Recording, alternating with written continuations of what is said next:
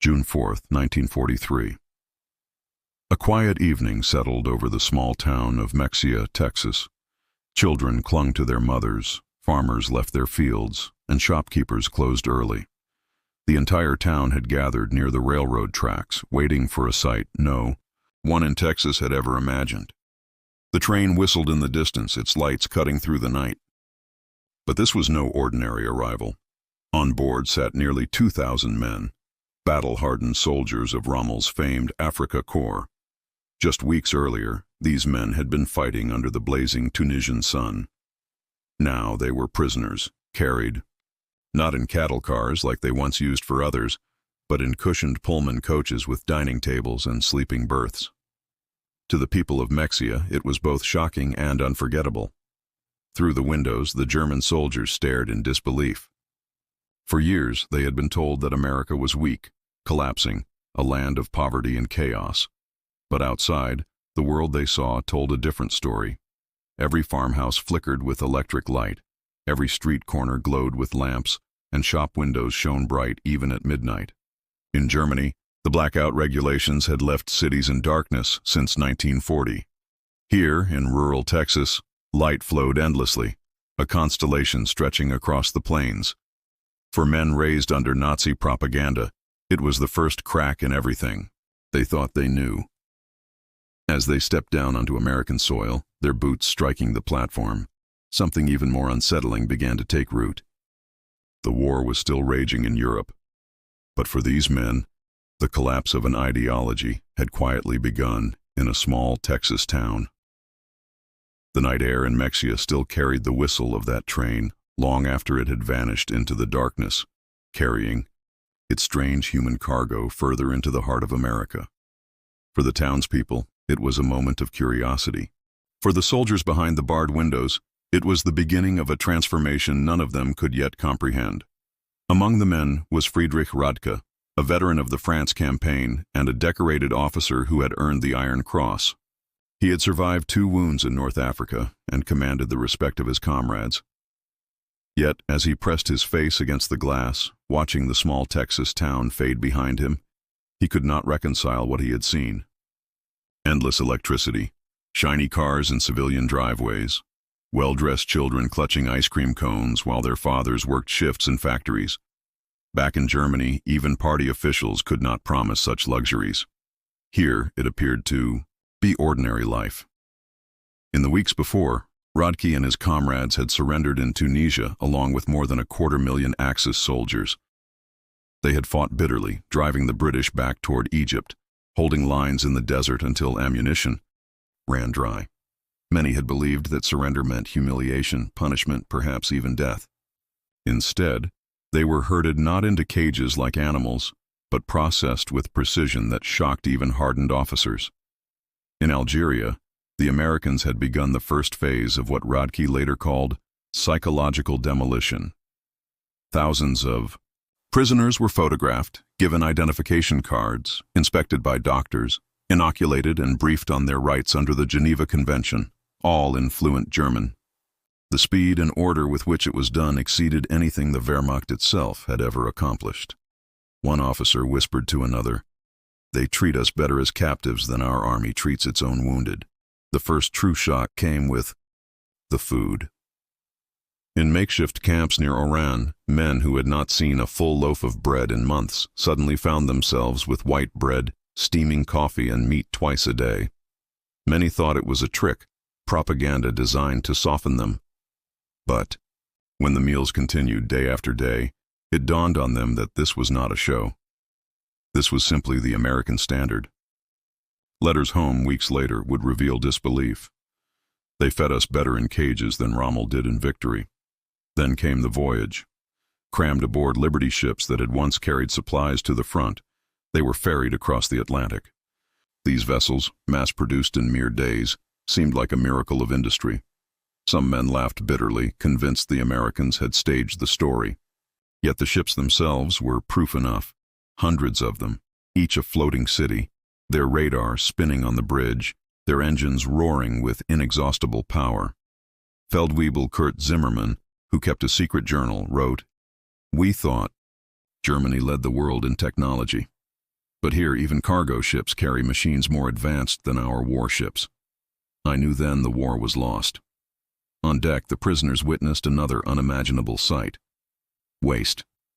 Buckets of food scraps dumped casually into the sea, half-eaten steaks tossed without care, loaves of bread discarded because they were a day old, for men who had stretched rations for weeks, who had shared cigarettes 3 to a pack. The careless abundance struck harder than bullets. They live as if resources are endless, one soldier muttered, and perhaps for them, they are. The crossing ended in Norfolk, Virginia, where the prisoners caught their first full glimpse of America's true scale. The naval base spread across thousands of acres, cranes towering above rows of cargo ships, docks bustling with activity at all hours. Rodkey counted 47 vessels in port that day, each being loaded and unloaded simultaneously. In Germany, such a sight would have been unimaginable. Even Hamburg, the pride of the Reich, could not match the tonnage handled in a single American afternoon. The soldiers were marched through streets lined with automobiles, ordinary workers' cars, not the privilege of party members or aristocrats. They boarded trains that were not wooden boxcars but Pullman coaches with padded seats, white tablecloths in dining cars, and air conditioning, though one guard sheepishly apologized when it wasn't working properly. For Germans accustomed to riding in cramped, dirty freight wagons, it felt less like captivity and more like tourism. One officer wrote later, "We boarded as prisoners, but we traveled as guests." As the train rumbled through Virginia and into the American South, the revelations multiplied. Through the windows, they saw small towns glittering with light, shop windows ablaze even at midnight, factories humming with electricity. In Germany, blackout orders had silenced the nights for years. Here, light poured across the countryside as though darkness itself had been defeated. In one town, a farmer's son laughed when a prisoner marveled at his tractor, saying, "It's not even the best model. We're waiting for the new John Deere." For German soldiers raised in scarcity, it was another crushing reminder that they had been fighting an enemy whose wealth and resources were beyond comprehension. In Kentucky, the train stopped for water. The prisoners watched as American railway workers performed tasks in half an hour that would have taken German crews 2. Machines poured coal, filled water tanks, and oiled gears with effortless precision. Even the workers' shoes and clothing spoke of wealth. Leather boots, cigarettes smoked half-finished and tossed aside, lunches packed with meat and fruit. "We were supposed to be the master race," one soldier scrawled in his diary. "But here the workers live better than our officers." 3 days later, the trains arrived at sprawling camps in Texas and Oklahoma. Wooden barracks stood in neat rows, each with electric lights, flush toilets, and hot showers. Hospitals within the camps were better equipped than many civilian hospitals in Germany. X-ray machines, surgical tools, even penicillin, rumored but scarce in Europe, were used freely, even on prisoners. Doctors who had once served the Reich stood speechless as American nurses treated their men with professionalism and kindness. One surgeon later admitted, "I could not comprehend it. They gave us medicine we had never seen, even as we killed." Their sons overseas. The kitchens were equally astonishing. Walk-in refrigerators, industrial mixers, automated dishwashers, all producing meals that dwarfed even civilian rations back home. And again, the waste. Perfectly good bread discarded by rule, surplus meat thrown away simply because regulations demanded every man be served more than enough. "I wept as I threw food into the garbage," confessed Otto Krebs, once a hotel chef in Munich. "It was more than my family had seen in 3 years." Work details soon followed. With labor shortages, in America prisoners were sent to farms and factories, escorted but not blindfolded.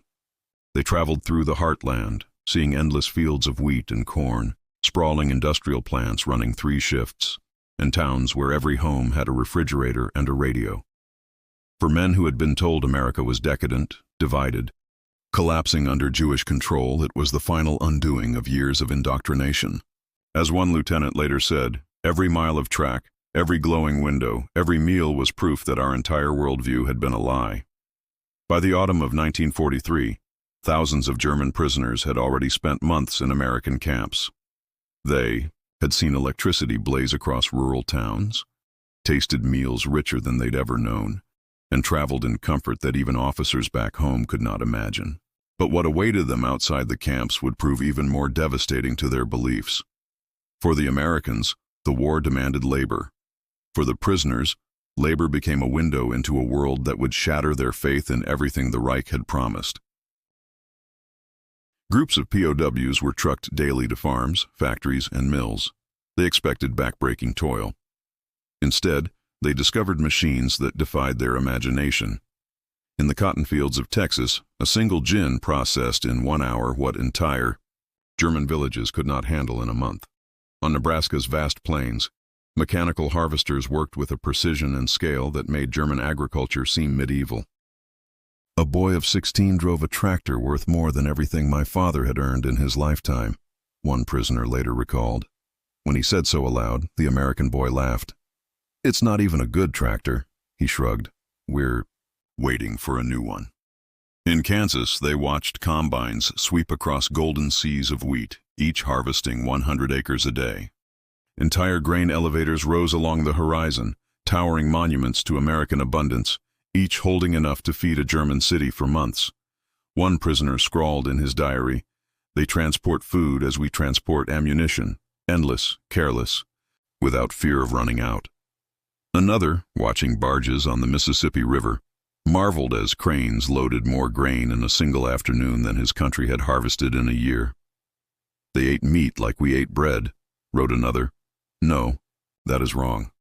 They ate meat as we wished we could eat bread." Factories offered still greater shocks.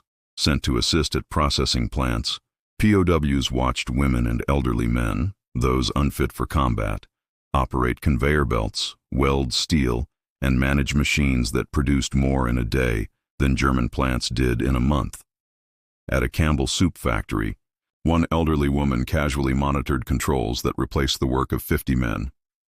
She did it while sipping coffee, listening to the radio, and chatting with colleagues. To German eyes, it was unthinkable. "They hide nothing," a lieutenant later reflected. "In Germany, such efficiency would have been guarded as a state secret.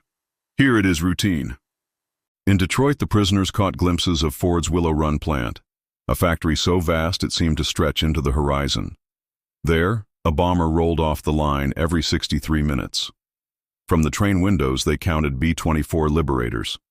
In various stages of assembly, row upon row, thousands of workers moving with clockwork precision. The factory consumed more electricity than entire German cities, its sheer scale dwarfing anything the Reich had ever built. For Luftwaffe pilots among the prisoners, it was devastating proof that their nation could never keep pace. "We had been told American planes were inferior," one recalled. "But here I saw that they were built with precision and in numbers we could not even imagine." By late 1943, the psychological toll was mounting. Nazi ideology, once clung to fiercely, began to crumble. The Special Projects Division, a secret U.S. program that monitored and gently guided POW thought, observed what they called ideological collapse syndrome. Men who had once parroted propaganda now sat silent when confronted with statistics. They no longer argued. They had seen too much. Even the most fanatical among them grew quiet. A camp officer reported, "They maintain loyalty to Germany, but they no longer speak of victory." Then came the treatment of the Italians. After Mussolini's fall and Italy's surrender in September 1943, Italian POWs who cooperated with the Allies were granted special privileges. They received better quarters, higher pay, and freedom to work in civilian life. German prisoners watched, stunned, as their former allies ate in restaurants, walked freely in American towns, and even courted American women. "The Italians betrayed us," one German officer wrote bitterly. "Yet they are treated with respect we never showed them as allies. The Americans fight with honor we were told did not exist." Christmas of 1943 delivered perhaps the most profound blow. Across America, churches, civic groups, and charities sent 500,000 packages to German prisoners, enemies who had been killing American sons only months before. Each package contained cigarettes, candy, toiletries, and games. local communities, delivered cakes, cookies, and Christmas cards handwritten by children. At Camp Hearn, Texas, the local Methodist choir sang carols in German for the prisoners, their voices filling the night with songs of peace. In some towns, Boy Scouts personally handed prisoners cards that read, "Merry Christmas to our enemies. May you soon be our friends." For many POWs, it was unbearable. They had been raised to see mercy as weakness, to despise democracy as decadent. Yet here, their captors, people who had lost sons and husbands to German bombs and bullets, treated them with kindness. A lieutenant whose brother had died in Hamburg wept as he wrote, "They know we are their enemies, yet they show us charity." What kind of people treat enemies this way? Only those certain of victory and certain of their strength. The feast itself seemed impossible. Tables laden with turkey, ham, potatoes, pies, and even ice cream. "We ate until we were sick," remembered one prisoner. "Better than generals in Germany, better than party leaders." And they told us this was not special. It was simply the way every American family celebrated Christmas. For men whose children in Germany lived on watery soup and thin bread, it was a moment of collapse. If America could feed even its enemies, like kings, what hope was left for the Reich? By early 1944, camp newspapers, produced by prisoners themselves, shifted tone. Once filled with nationalist pride, they now printed essays on democracy, free markets, and rebuilding after the war. Education programs flourished, with tens of thousands of Germans attending classes on English, economics, and science. Universities like Chicago and Stanford sent materials. Professors even visited camps. One physicist marveled as Jewish refugee scholars lectured freely to their former enemies. "They taught us without hatred," he later recalled. "They shared knowledge as if it belonged to all mankind. It was more than we could grasp." Hollywood films were screened in camp theaters, not propaganda reels, but real American movies. Prisoners watched Gone with the Wind, astonished that Americans would show their own defeats and hardships. They saw The Grapes of Wrath, stunned that a nation allowed self-criticism to reach the big screen. In Germany, such honesty meant prison or death, one officer confessed. Here, they call it patriotism.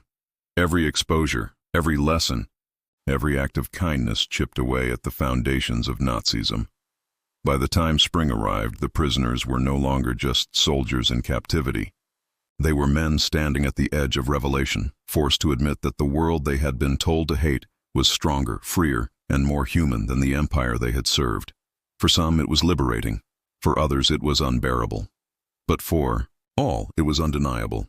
The Reich was not only losing the war, it had already lost its soul.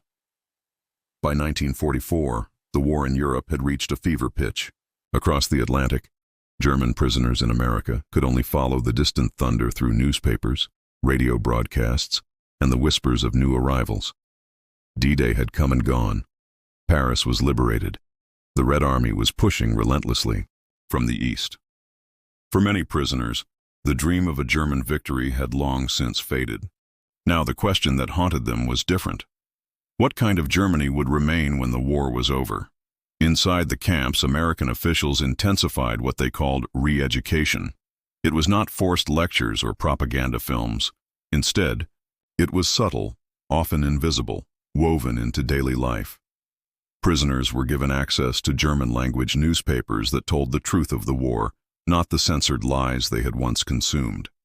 They were encouraged to read books banned in the Reich, novels, history texts, even works by German authors who had fled Hitler's regime. For the first time, many learned about Dachau, about Kristallnacht, about the persecution of Jews, stories they had dismissed as enemy lies. Now the sources were irrefutable.